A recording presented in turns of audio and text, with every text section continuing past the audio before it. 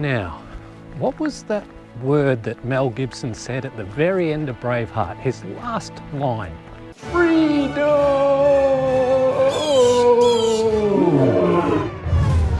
The COVID-19 restrictions here in Australia have been eased. We are now allowed to go out for a hike, and we can go and have a picnic, and also we can just go for a drive if we want to, which is really good news for everyone that's been stuck at home. Oh yeah, it is so beautiful here. So what I've done is I've headed out to Lake Sampsonvale. Now I've actually done a video out here once before, and the last time I was out here, the water level was really bad because we were suffering in a really bad drought at the time. So kind of two reasons why I've come out here. First of all, I've come out to do a bit of photography. Second of all, I just want to have a look at the water level and see what it's like now. Now with these restrictions, I do need to mention we are only allowed to do those things within 50 kilometers from our home.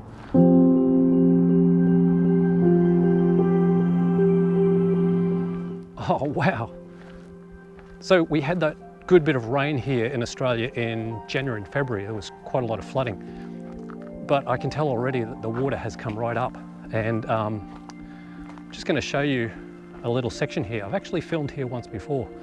Just through here, I did a little bit to camera right about here.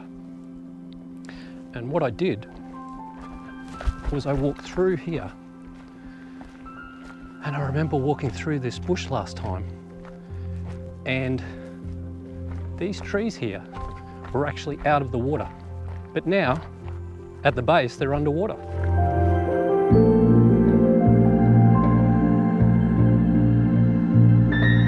So the last time I was here, I was walking around, and I was more or less walking around down here where the water was, and it was really dry down there. But now you can see it's water, and look, I've got these magic reflections coming down from the clouds, and by the looks it's going to be a really good sunset. Speaking of which, that sun is just starting to get underneath the clouds. I better move and get a shot, so I better get set up, and we'll get some photography done first, eh?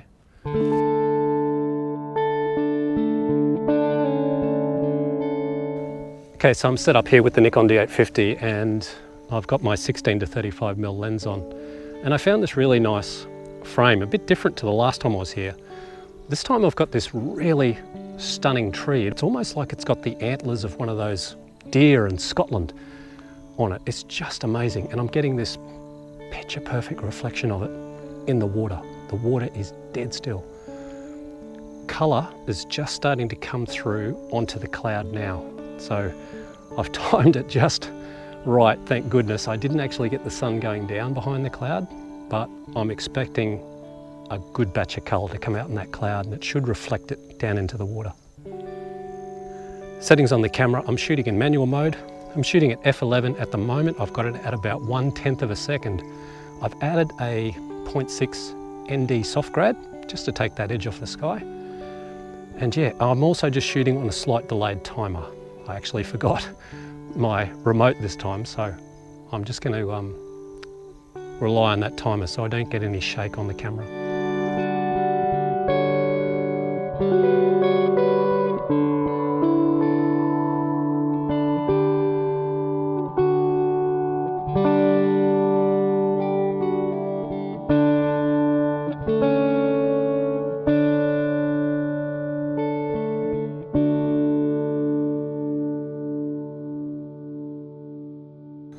What I'm actually going to do is I'm actually going to move around to here because I'm noticing there's a bit of pink in the sky right above me.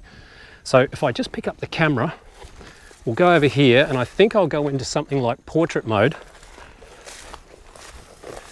And I've got this perfect reflection with the pink right above it compared to that way, because right above me you've got this incredible pink. So something like about here.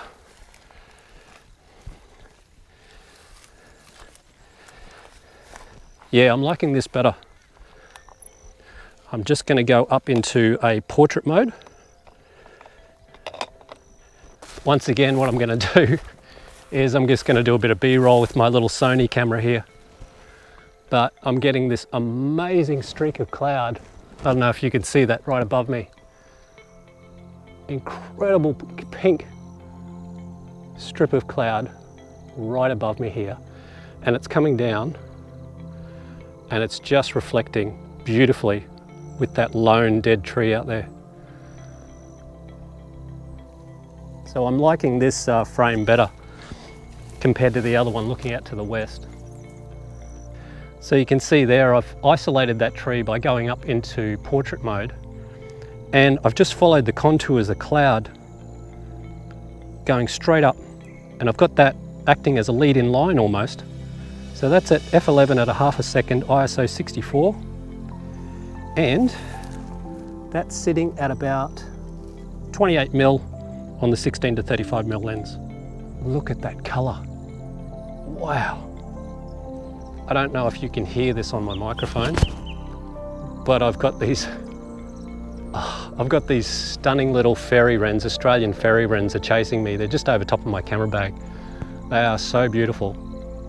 Little brown, and there's a little blue one as well, and they're just having a bit of fun in the grass there.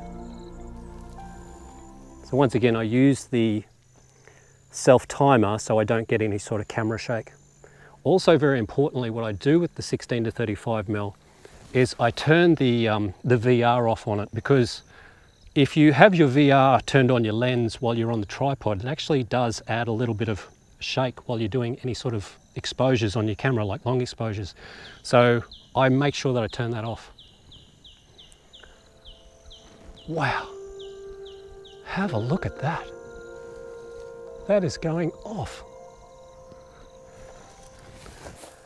Got a nice level there. Just tap onto the tree, that's my main subject for focus. I need to lift up the exposure a little. I'm actually kicking it out to about 1 second at f11. And we'll fire off that one and see how it looks a little bit wider.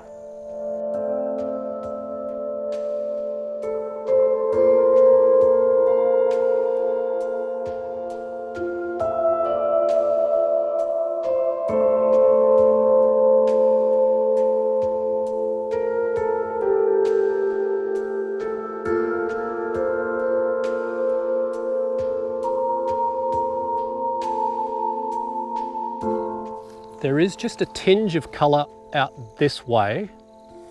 It's not as good as the other one before. I think the other one worked out much better. I think the one I'm happiest with was the portrait mode, where I had that big streak of pink cloud right above it, and it was coming down and then into my main subject, which was the dead tree. So I'm pretty happy with that one.